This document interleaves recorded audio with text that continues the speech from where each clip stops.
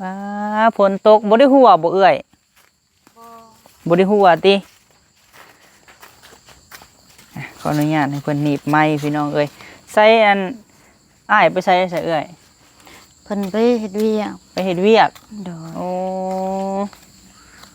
ว่าแล้วเนาะตอนนี้ก็9 โมงแล้วพี่น้องเอ้ยเพิ่นไปจังไดอันนี้ฮะไปส่ง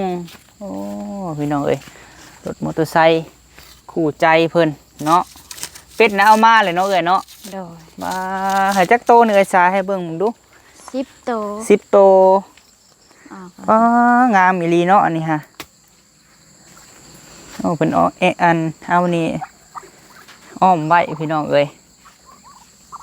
เป็ด10 โตโอ้โซลาร์เซลล์นี่ตั้งไว้อยู่นี้เนาะอันนี้ยังคอกเป็ดอันนี้ฮะ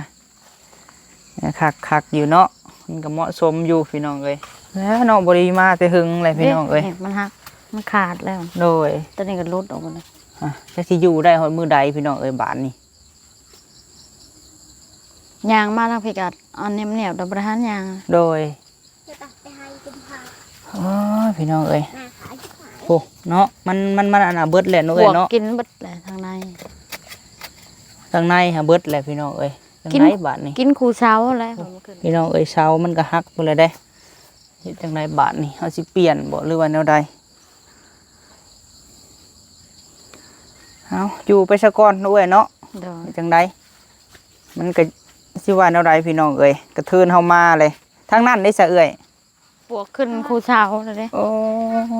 มันขาดอย่าลมมันขาดเลยเนาะแต่หึงเลยอันนี้แห้งผูกมาแห้งขวัดบาดนี้มาขวัดให้ล่มตื่มไปแล้วเนาะให้เนาะมาก็ได้จักเฮ็ดแนวใดพี่น้องเอ้ยบาดนี้มันก็หึงเติบแล้วพี่น้องเอ้ยมันก็หักผุพังเบิดเลยมันเซไปพุ่นแล้วเนาะเอ้ยเนาะคันล้มแล้วก็ปีนแล้วก็ไปยักเฮ็ดแนวใดเนาะใครจะมันบ่ล้มแล้วฝนตกออกมาพาออกมาบ่อนอันนั้นผัดสิเป็นผู้ประสบภัยบ่พี่น้องเอ้ย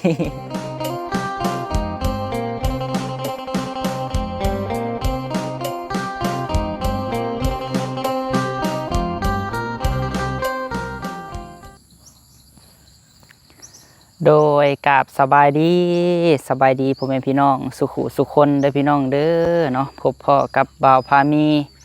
อีกแล้วพี่น้องเอ้ยเนาะมาพร้อมสายฟ้าสายฝนหัวเปียกพี่น้องเอ้ยบ่าวพามีใส่เสื้อกันฝนมาเนาะพี่น้องเนาะพุ่นแหละรถมอเตอร์ไซค์คู่ใจพี่น้องเอ้ยช่วงนี้ก็ใกล้สิจังไดออกพรรษาแล้วพี่น้องเอ้ยเนาะก็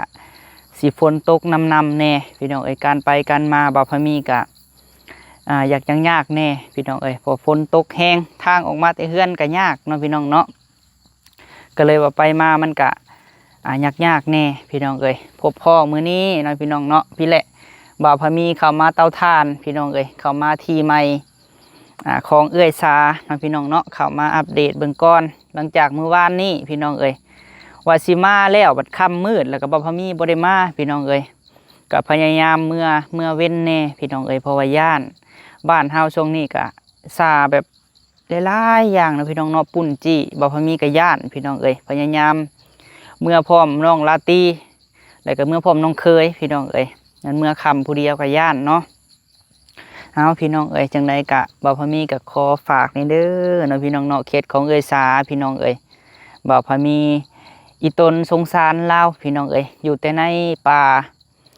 บ่อนพี่บ่ทองคนบ่เที่ยวบ่แหละพี่น้องเอ้ยกันสิเว้าก็ได้เนาะบ่อนที่ว่าผู้ที่ไปถ่ายก็ย่านพี่น้องเอ้ยบัดนี้ผู้ที่อยู่ก็ช่วงนี้ก็มีข้าวต้มขนมเล็กๆน้อยๆเนาะมีผู้ใหญ่ฝากเขาสารอาหารแห้งมาม่าปลากระป๋องมาก็ย่านผู้ที่บ่หวังดีเนาะพี่น้องเนาะคิดว่าลาวนี่มีเงินมีคำพี่น้องเอ้ยคนซอยมาย่านมาปุ่นมาจี้พี่น้องเอ้ยอีกอย่างการไปการมาโรงเรียนลูกลาวอีกก็ต้องข้ามป่าข้ามดอนเนาะพี่น้องเนาะไปโรงเรียนบ่าวพามีก็เลยว่าพาเพิ่นยกย้ายออกมาพี่น้องเนาะเมื่อวานนี้จ้างรถไถพี่น้องเอ้ยของพ่อเฒ่าน้องทงนั่นแหละ200,000กับบ่าวพามีเป็นคนจ่ายเนาะก็ถือว่าเฮาทำบุญสดซอยเพิ่นพี่น้องเอ้ยคือบ่อนอยู่ที่พักอาศัยเนาะพี่น้องเนาะตูบนี้บ่าวพามีผู้ใหญ่ซอยเรือเฮามีบ่อนอยู่บ่อนเช่าเนาะพี่น้องเนาะก็สิดีขึ้นหลาย ก็สิได้แบ่งปันหรือว่าให้เพิ่นอยู่พี่น้องเอ้ยบ่ได้เอาเงินเอาคำดอกพี่น้องเอ้ยขอแต่ว่าเพิ่นอยู่ชีวิตบ่ได้หัวแล้วก็ได้นอนบ่อยู่บ่สบายพี่น้องเอ้ยโดยเอาพี่น้องเนาะส่วนที่ว่าเขาองค์หำวงเฮียนลูกเล่าพี่น้องเอ้ยบ่พอมีก็สิถามเอื้อยเพิ่นนี่แหละเนาะสิไปถามโรงเรียนบรรทัดพี่น้องเอ้ยเพราะว่ามันใกล้แน่เลยทางมันก็สะดวกสบายก็ดีกว่าเราสิเมื่อเข้าอยู่บ้านบึงวะพี่น้องเอ้ยเพราะว่าเราได้ออกมาแล้วโดยทางบ่าวพามีก็ได้ไปครอบในบ้านเนาะพี่น้องเนาะบ้านดงนาคำเฮานี่แหละเพราะว่าเพิ่นอยู่บ่อนหนึ่งเลยเฮาพามาอยู่เฮาก็ต้องแจ้งเพิ่นไว้พี่น้องเอ้ยเพราะว่ามันเป็นตูบของบ่าวพามีเนาะพี่น้องเนาะก็ได้บอกในบ้านแล้วได้แจ้งเพิ่นพี่น้องเอ้ยเอาจังใดก็ฝากพี่น้องเป็นกำลังใจเขตเอื้อยสานี่เด้อพี่น้องเอ้ยอีบาปเราถือว่าหลายคู่หลายคนก็ให้กำลังใจเพิ่นเนาะพี่น้องเนาะบางท่านก็บ่าวพามีเอ้ยเพิ่นว่าบ่แม่นเอาคนมาสร้างคอนเทนต์บ่เพิ่นว่าเนาะจักสิว่าจังใดพี่น้องเอ้ยหลายคู่หลายคนในสวรรค์เฮาก็เห็นหลายพี่น้องเอ้ยตั้งแต่เวียงเพิ่นก็ลงมาหาเราพี่น้องเนาะบ่าวพามีจนเข้าไปถามเฮาในบ้านบึงวะพี่น้องเอ้ยเราก็บ่ได้ผิดบ่ได้เลวกับพี่กับน้องพี่น้องเอ้ยสิ่งที่ว่าเพิ่นอยากออกมาอยู่ในป่าก็คือเพื่อนน่ะ10 คนเนาะพี่น้องเนาะ9 คน10 คนทั้งลูกทั้งหลานทั้งพี่ทั้งน้องของผัวเล่าพี่น้องเอ้ยทำมาอยู่ร่วมเบิดก็เต็มอยู่เฮือนหันแล้วมันก็อยู่บ่ได้แหละพี่น้องเพราะมันหลายคู่หลายคนหลายกะเอื้อยก็เลยว่าตัดสินใจตั้งแต่เอาผัวนี่พี่น้องเอ้ยเอาผัวนี่มาก็บ่ได้มีหยังนำกันหั่นนะแล้วก็ตัดสินใจมาอยู่ในป่าพี่น้องเอ้ยพอดีบ่าวพามีไปถ่ายมีตู้คำเราก็มาขอน้ำกินมาขอข้าวให้ลูกเล่ากะเห็นแล้วก็ตามไปพี่น้องเอ้ยกับแม่นอีลีเนาะโดยเอาจังใดก็ฝากเนี่ยพี่น้องเอ้ยเคสนี่ก็ได้เนาะไปจังใดเข้าไปหาเพื่อนนำกันพี่น้องโดยน้องพี่น้องเนาะพี่แหละอยู่แคมป์ป่าพี่น้องเอ้ยแต่กับบ่ได้ถึงขั้นวันเลิกคือเราอยู่เนาะมันก็เหมาะสมพี่น้องเอ้ยแต่เฮาที่เพิ่นนี่แม่นไผเพราะว่าเฮามาอยู่7 ปีหรือว่า6-7 ปีผ่านมาก็ยังบ่มีเจ้าของเพิ่นมาได้พี่น้องเอ้ยอาจจะเพิ่นอยู่อเมริกาบ่หรือว่าจังใดเนาะแต่ว่าเพิ่นให้คนอื่นเฝ้าให้พี่น้องเอ้ยก็ได้ยินคร่าวๆอยู่ว่าแต่ว่าบ่ถึงขั้นว่าเห็นเจ้าของเพิ่นมาเยี่ยมเนาะเพิ่นให้คนเบิ่งให้โอ้กล้วยบ่พามีพี่น้องเอ้ย2 เครือนี่เป็นกล้วยตานีเนาะเครือ1 2 เครือป้ามาเสาคือแป้งบ่หรืออีหยังโอ้หมดบ่โอ้สบายดีเด้อเด้อโดยสบายดีลูกหล่ะป้าฝนตกบ่ได้หัวบ่เอ้ยบ่ได้หัวติขออนุญาตให้เพิ่นหนีบไม้พี่น้องเอ้ยใส่อ้ายไปใส่เอ้ยเพิ่นไปเฮ็ดเวียกไปเฮ็ดเวียกโดยโอ้ว่าแล้วเนาะตอนนี้ก็9 โมงแล้วพี่น้องเอ้ยเพิ่นไปจังใดอันนี้ฮะไปส่งโอ้พี่น้องเอ้ยรถมอเตอร์ไซค์คู่ใจเพิ่นเนาะเป็ดนะเอามาเลยเนาะเอ้ยเนาะโดยมาให้จักโตนี่เอ้ยสาให้เบิ่งมึงดู10 โต10 โตงามอีหลีเนาะอันนี้ฮะโอ้เพิ่นเอานี่อ้อมไว้พี่น้องเอ้ยเป็ด10 โตโอ้โซลาร์เซลล์นี่ตั้งไว้อยู่นี้เนาะอันนี้ยังคอกเป็ดอันนี้ฮะคักอยู่เนาะมันก็เหมาะสมอยู่พี่น้องเอ้ยเสียหญ้าโดยใช้พิมพ์ผ้าได้ใส่เอื้อยพิมพ์ผ้าบริเวณเฮือนไก่โอ้ได้หมูแล้วไผนะฮะโอ้ร้านไม่ชาวบนมาดินน้ำถากันยาโดยได้หมูแล้วบัดนี้เนาะระวังได้ผู้น้อยนี่เอ้ยระวังน้องสะได้เนาะกินข้าวแล้วบ่ยังพวกมันสิแกงหน่อไม้สิแกงหน่อไม้ป้าข้าวปลาหน่อไม้หรือว่าฝนตกลิ้นนี่ฮะโดยป้าเอาแต่เช้าแท้นี่เป็นจังได๋พวกหลานรถถีบใหม่นี่ขี่ม่วนอยู่บ่ม่วนอยู่บ่โอ้ได้ยินแม่จะเว้าวานนี่ว่าจนบ่อยากปะเลยว่ะเอามาจังได๋เอ้ยรถถีบนี่เพิ่นปั่นมาบ่ปั่นมาเจนยาได้หมูแล้วบาดนี้ เนาะได้รถถีบบ่ย่านบ่ลูกปั่นมาวานนี่ฮะย่านนี่บ่อืมคือได้ยินว่าแม่ว่าบ่ได้ปะเลยบ่ได้รถถีบใหม่จนบ่อยากปะเลยพี่น้องเอ้ยจอดไว้ใช้กลางคืนนี่จอดไว้นี่บ่ในใจนี่ยาว คือนอนบ่นอนพุ่นแหล้วเนาะ เฮ็ดกินบ่เอ้ยไปหาหน่อไม้ได้เช้าแท้นี่เนาะเฮ็ดอยู่เฮ็ดกินนี่หมดบ่กันยาหมดหลายบ่คืนนี่ฮะ หมดงาม โอ้จะเอายังซะเอ้ยชอขีดหมดบ่ขีดหรือว่ามันแป้งบ่ แป้งท่าธรรมดาครับใส่ โดย เนี่ยก็ยังขึ้นเลย หมดแล้วเนาะป้านี่ถ้าแป้งได้เช้าแท้พุ่นน้อยนี่ได้หมู่แล้วกันยาบัดนี้ ขึ้น เช้ามันก็อยากดอกเลยเนาะเอ้ยเนาะ ฮักเลยได้เช้า ฮักเลย โดยแล้วน้องบริมาแต่หึงเลยพี่น้องเอ้ย มันฮักมันขาดแล้ว โดย ตอนนี้ก็รุดออกมาเลย จะสิอยู่ได้หอดมือใดพี่น้องเอ้ยบานนี่ ยางมาทางพิกัดอันเนียบๆดับประหารยาง โดยโอ้ยพี่น้องเอ้ยโอ้เนาะมันอันน่ะเบิดแหละเนาะ บ เอ้ยว ก เนาะ กินเบิดเลยทางใน ข้างในฮะเบิดแหละพี่น้องเอ้ยข้าง กิน ในบานนี่ กินคูเช้าอะไรผมมาขึ้น มันหลายปีแหละเนาะโอ้พี่น้องเอ้ยเช้ามันก็ฮักไปเลยได้เฮ็ดจังไดบาทนี่เฮาสิเปลี่ยนบ่หรือว่าแนวใดเอาอยู่ไปซะก่อนเนาะเอ้ยเนาะ เดี๋ยว เฮ็ดจังไดมันก็สิว่าแนวใดพี่น้องเอ้ยกระเทินเฮามาเลยทางนั้นได้ซะเอ้ย ทางนั้นก็คือกันเลย คือกันบ่ ปวกขึ้นคูเช้าเลย โอ้ มันขาดอยาลุม มันขาดเลยเนาะแต่หึงเลย เดี๋ยวอันนี้แห้ง ผูกมาแห้งขวัดบาดนี้ มาขวัดไว้อยาล่มตื่มไว้แล้วเนาะ โอ้ยเนาะ หมาก็ได้ จักสิเฮ็ดแนวใดพี่น้องเอ้ยบาดนี้แต่ฝนตกครับไม่สิฮื้อมากจังใดบาดนี้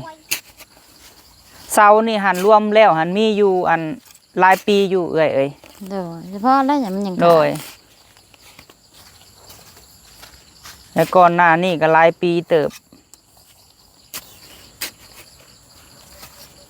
มีอยู่4-5 ปีตัวนี้ค่ะพี่น้องเอ้ย4-5 ปีแล้วก็ เลยก็ปวกขึ้นมาได้เลย โอ้โห หมอนงามก็ขึ้นน้ำมันนี่แหละนี่แต่ว่ายังบ่ได้นอนเมื่อคืนนี่นะ มันคืนนี่บ่ได้นอนซ้ำบ่ได้พันหยังบ่ บ่ พันเห็นยามใดมีแต่เห็นหมดบ่ สิรับบ่ได้หมด โอ้ย ครบ พี่ บ่ น้อง นะ เอ้ยเป็นจังไดเนาะบาดนี่ มันขึ้นน้ำหูปวกแล้วหมดนะ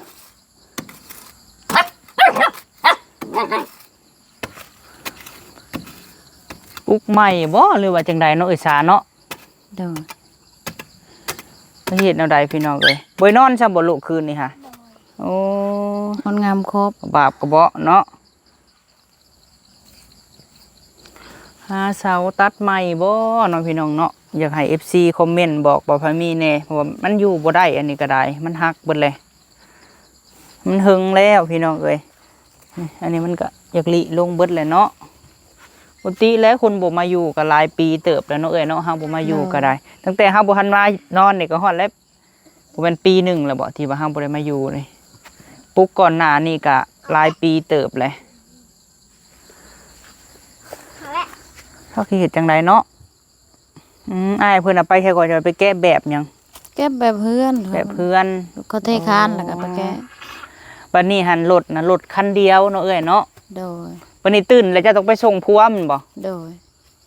บัดนี้หาบ่ได้ไปบ่ลูกโรงเรียนน่ะ โดย วันศุกร์บ่มื้อนี้ฮะ มื้อนี้ไปโรงเรียนเอา เพิ่นพักเพิ่นสิเฮ็ดบุญชงเฮือในบ้าน อืม มื้ออื่นน่ะนะ โดยมื้ออื่นบ่บุญสงเฮือแถวนั้นน่ะ โดย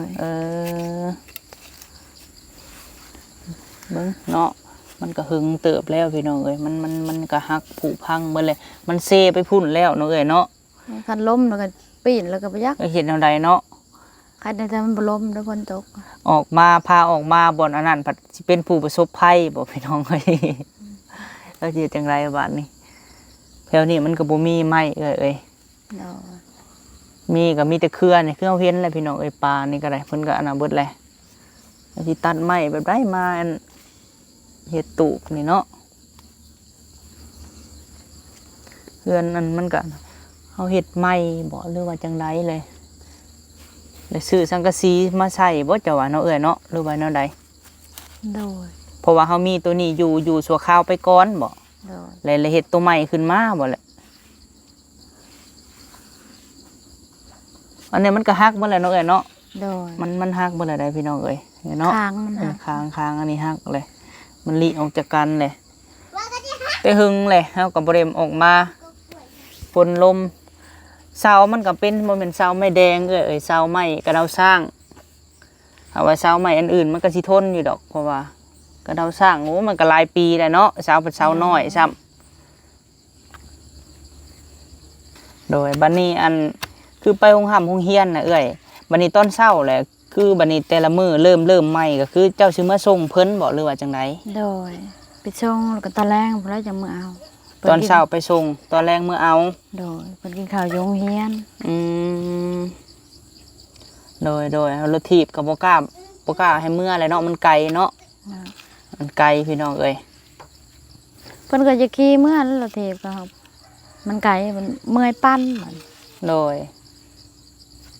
ไกลเพิ่นเมื่อยปั่นเนาะมีแต่ว่าเฮาสิไปถามเบิ่งอันโรงเรียนบรรทัดเนาะล่ะเนาะโดยเอ้ยเห็นดีอยู่บ่ แล้วแต่ แนวใดก็ได้เนาะ เนาะ เพราะว่ามันใกล้แน่จะว่าบ่ โดย โดยมีแต่ว่าเฮาสิไปถามเบิ่งเพราะว่ามันใกล้แน่กับทางกับทางนั้นน่ะเปรี้ยวได้เนาะทางนั้นเนาะ โดย เมื่อสมมุติว่าเราไปโรงเรียนเราก็สิไปทางเฮาไปหาเจ้าอันบ่ โดย โอ้มันก็มีแต่ป่าพี่น้องเอ้ยเฮาก็สิไปถามเบิ่งหั้นนะเอ้ย โดย ไปโรงเรียนคำผู้น้อยให้เจ้าคิดว่าสิเอาเข้าอยู่บ่ผู้น้อยๆนี่ฮะ ก็เอาข้าว เอาเข้าเนาะ คันเพิ่นสิไป เนาะลองเบิ่งเนาะจังซี่อนุบาลหั่นเพราะว่าคันเอาผู้น้อยเข้านี่เจ้าก็คือสิเฮ็ดหันเฮ็ดนี่สบายขึ้นเฮาว่าเนาะ โดย เพราะว่าก็บ่ได้ยากลูกหั่นนะเพราะว่าเราก็4 ปีเนาะน้องพิมพาเนาะโดยแม่นแหละพี่น้องเอ้ยจังไดพี่น้องเนาะพิจารณาซอยบาพามีเนี่ยเด้อพี่น้องเอ้ยสิเฮ็ดจังไดบ่อนอยู่บ่อนเซาเพิ่นเนี่ยมันก็อันน่ะเบิดแหละพี่น้องเอ้ยอีตนลาวเฮาก็ยังบ่ฮู้ว่าสิได้ยับย้ายไปไสเนาะเอ้ยเนาะก็อยู่ไปซะก่อนพี่น้องเอ้ยมาพี่ก็สบายแบบนึง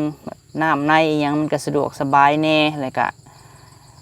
คืออย่างเสียนเอ้ยสิไปหาหุดยานางเนาะเอ้ยเนาะ โดย มันก็ใกล้นะพี่น้องใกล้บอนที่ว่า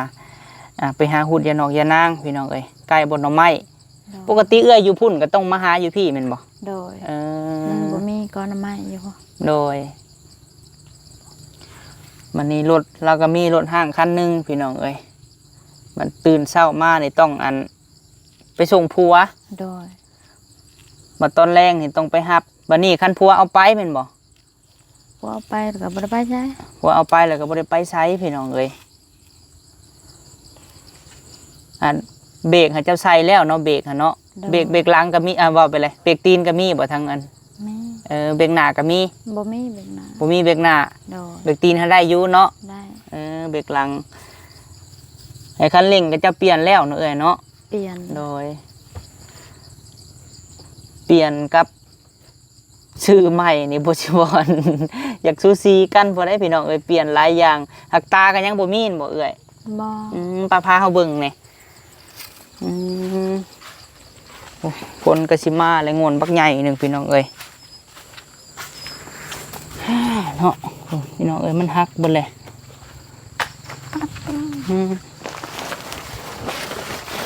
จะเข้าสิแล่นใส่สายตากันเนาะ บ่มีหัดใช้เพิ่นใช้ผ้าเอ็มนั่นแหละ โดยบ่จักเลยบ่พอมีกับพี่น้องเอ้ยบ่ฮู้ว่าเขาสิแล่นจังใดสายไฟก็ได้นอกกัญญาบ่มีฮอดตาพี่น้องเอ้ยเจ้าซื้อเท่าไรตะกี้นี่เอ้ย ชื่อร้านนึง ล้านหนึ่ง โดย โอ้ซื้อรถเขาจักสิว่ามือเท่าไรแล้วเนาะ ชื่อก็บ่ได้มีเพียงใดก็มีแต่แบบนี้เลยแหละ มีแต่อันนี้บ่ซื้อกะ โดย เออ เบิดเลยพี่น้องเอ้ยตาก็จักสิหอยไปใส่บาดนี่ ไปเมืองไปหน้าก็ไปบ่ได้เด้ ไปบ่ได้ โดยยันตำรวจไล่ ตำรวจไล่แล้วก็สิว่ารถแต่งเนาะ โดย คันว่ารถมันแบบคันมีเสื้อมีหยังเขาก็สิบ่ไล่ดอกเนาะอันนี้มันแบบมันอนาโพดพี่น้องเอ้ยหักบ่ได้เคยเข้าไปเมืองจักเทื่อบ่ได้ซื้อขี่แต่น้ำบ้านนี้เนาะ โดย แบบมันเบิดเลยนะพี่น้องเอ้ยรถเราก็ได้เนาะโอ้ยันแต่ไฟใหม่ได้เวลาขี่ไปเบิ่งในสายทองหาจักสายเบรกสายยังอยู่สายบ่ฮู้เลยพี่น้องเอ้ยหักบ่ได้เปลืองน้ำมันบ่นี่เอ้ย บ่ อืมตาหลังก็บ่มีพุเนาะอันนั้นเบิดเลยพี่น้องเอ้ยเฮ้ยเนาะรถกะอันนั้นพี่น้องเอ้ยคนกะอันนั้นเนาะนี่วันแนวใดมาเริ่มใหม่เริ่มต้นชีวิตใหม่กันสิเว้ากันเนาะเอ้ยเนาะ โดย เริ่มสู่ใหม่พี่น้องเอ้ยคือเฮาว่าและเอ้ยมีหยังก็บอกเฮาเด้อเอ้ยเด้อ โดย โดยเอ้ยเพิ่นก็คือสิเป็นคนบ่มักเว้าปานใดบ่มักปากว่าปกติกะ บ่ เออแบบบ่ค่อยเว้าปานใดเนาะเอ้ยเนาะ โดย โดยสิแบบเดียวกับแม่ตู้คำพี่น้องเอ้ยถ้าว่ามีบ่มีเอ้ยก็จะบ่มักเว้าหั่นนะแบบบ่มักเว้าแล้วก็บ่มักคอเนาะเอ้ยเนาะ โดย ให้พี่น้องเบิ่งเอาพี่น้องเอ้ยบ่เอ้ยเพิ่นเป็นคนจังซี่บ่มักเว้าแล้วก็บ่มักคอหั่นนะให้พี่ให้น้องเบิ่งแล้วก็พิจารณานำกัน ได้หน่อไม้ไปหาแต่เช้าแท้นี่กันยาแกงหน่อไม้ได้พี่น้องเอ้ยโอ้หน่อไม้หยังนี่เอ้ย น้ำไม้สร้างไผ หน่อไม้สังไผอ๋อกันยาบ่แม่นอันน้องพลบ่ แม่นแล้ววะ โอ้ไปเอาอันนั้นในรถก่อนเด้อฝนตกมาแล้วกันยาว้าคือสิแพงขนาดเนาะเอ้ยเนาะอันนี้เพิ่นนี่บ่ยอมปกรถจักรอยู่ได้เนาะ เจ้าแพงบ่ลูกผู้ใหญ่ซื้อให้โอ้เบิ่งพี่น้องเอ้ยผู้ใหญ่ซื้อรถจักรยานให้เจ้าคือบ่ปกรถจักรเจ้าซะ แล้วสิปกจักรยานลาวพี่น้องเอ้ยผู้น้อยน่ะไปลิ้นอยู่ตู้เพิ่นนั้นลึงหมู่แล้วก็ว่าแล้วอยู่พุ่นมันบ่มีหมู่เนาะ โดย ต้มหน่อไม้สิแกงหน่อไม้พี่น้องเอ้ยเราตื่นมาเราก็ไปหาหน่อไม้มันไข่ดอกอยู่ป่า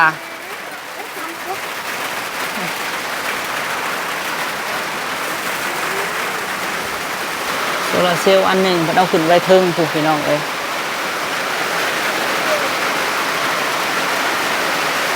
เดี๋ยวมันมีหมดแล้วก็เสามันหักพี่น้องเอ้ย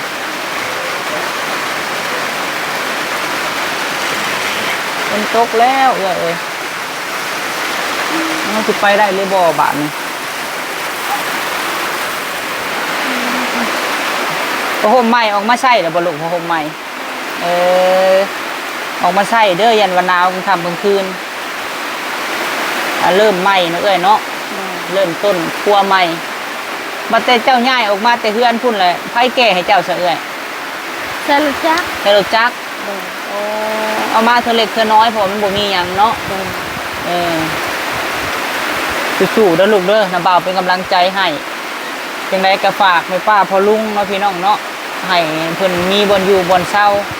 มีที่มีทางเป็นของตัวเองพี่น้องเอ้ยจังไดสะดวกสบายแน่ช่วยๆกันอีต้นลาวเบิ่งแน่ลูกคึกหอบมากกลางคืนก็หมดงามขึ้นแล้วอ่ะฝนตกเนี่ยมันก็เห็ดยังยากเนาะไปหันไปหนีก็ยากพี่น้องเลย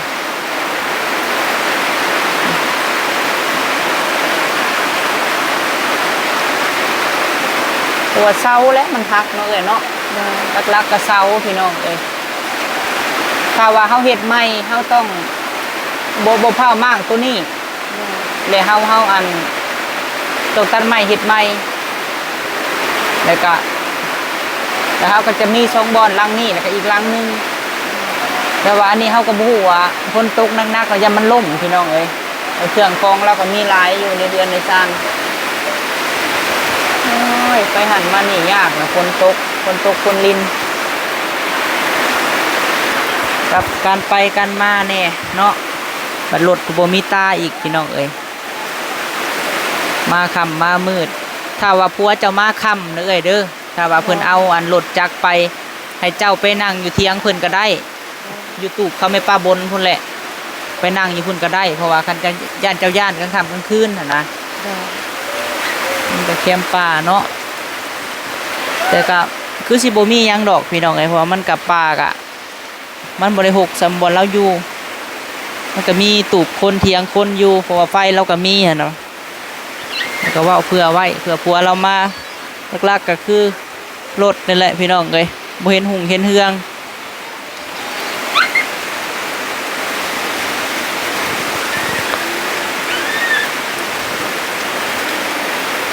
เป็ดกับบ่มีอันฮอดอันนั้นสังกะสีเนาะ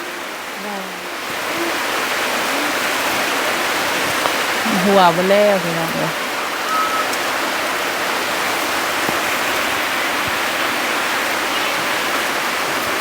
ปกติหาจักโมงเพิ่นมาเอ้ยต้องไปหับผัวจักโมงค่ะ5 โมง5 โมงหัวเลิกเวียกเนาะ5 โมง5 โมงแรงพี่น้องเอ้ยต้องไปส่งลูกแน่แล้วต้องไปหับผัวนำเอาโคมบ่เฮ็ดตารถดอก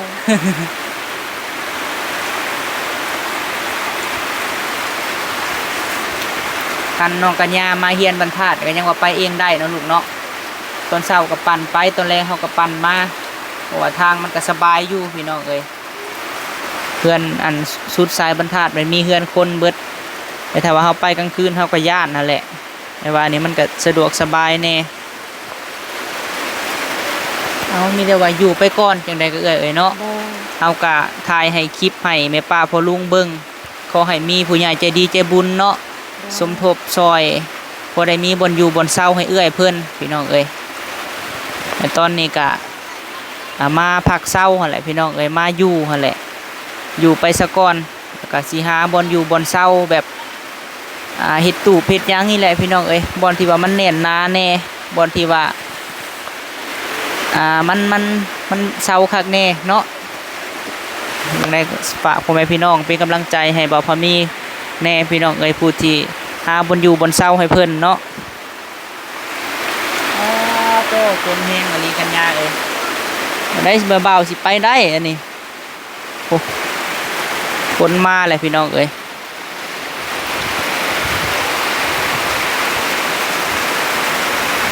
ขอกเป็ดเรากะบ่มีซ้ำพี่น้องเอ้ยเอาผ่าตังบ่กล้าอันเดี๋ยวสิว่าน้ำพริกเกษาบ่เนาะขออันให้เราเลี้ยงในกล่องตารางเราสิได้อยู่บ่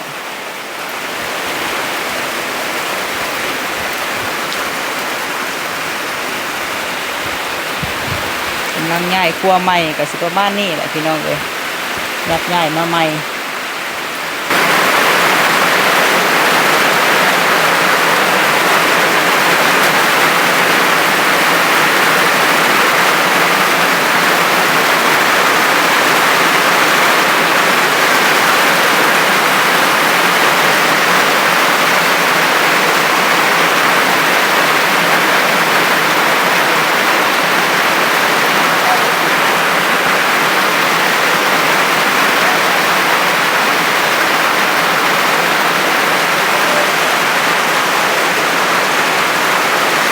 เอาสนอกเลยเนาะจังไดเฮาก็สิได้ขอจบคลิปก่อนเพราะฝนตกแห้งเลยพี่น้องเอ้ยเอาใดเฮาจังว่ากันตื่นเนาะเอ้ยเนาะจังได๋ก็สู้ๆเด้อเฮาเป็นกำลังใจให้สิบ่ปะบ่ทิ่มดอกสิพยายามเข้ามาหาโดยจังไดเฮาก็ว่ากันเนาะเอ้ยเนาะแต่ตอนนี้มันก็ยังเฮ็ดหยังบ่ได้พี่น้องเอ้ยเพราะว่าฝนมันตกเนาะแล้วก็การไปกันมาเฮาก็มันยากเนาะที่ทานเฮ็ดนี่มันก็ยากพี่น้องเอ้ยเฮาสิเฮ็ดสูบใหม่มันก็ยากพี่น้องเอ้ยเฮาสิได้ขอจบคลิปเด้อเด้อเดี๋ยวจักหน่อยเฮาสิเข้ามาใหม่โดยสบายดีเอื้อยโดยพี่น้องเนาะคลิปนี้ก็สิประมาณนี้เด้อพี่น้องเอ้ยฝากเป็นกำลังใจเฮาแน่เนาะคือเฮาเห็นแล้วบนอยู่บนเศร้ากับพี่น้องเอ้ยบ่มีหยังที่ว่าจะสบายไปทุกอย่างพี่น้องเอ้ยมีอุปสรรคแน่ก็ต้องสู้ซนพี่น้องเอ้ยคือเฮาพาเพิ่นมาเนาะกะ นี่แหละพี่น้องเอ้ยบนอยู่บนเศร้าจากที่ไว้เป็นห่วงลาวมันไกลพี่น้องเอ้ยไกลขู่ไกลคนบัดมาอยู่พี่กะบนอยู่บนเศร้าก็คือเฮาเห็นแหละพี่น้องเอ้ยจังใดก็ฝากพ่อแม่พี่น้อง FC ทุกท่านเนาะพี่น้องเนาะฝากเป็นกำลังใจให้ครอบครัวเราแน่ก็พอมีกะสิหาทางเมื่อก่อนพี่น้องเอ้ยหาทางไปถ่ายคลิปต่อก่อนนี่แหละเนาะไปคนตกหนักพี่น้องไอ้พายุเข้าจังใดขอบุญขอบคุณสุหม่องสุบอนเด้อพี่น้องเด้อเนาะที่ให้กำลังใจบ่าวพอมีสำหรับคลิปนี้ไปแล้วพี่น้องเอ้ยกล่าวคำว่าสบายดีสบายดี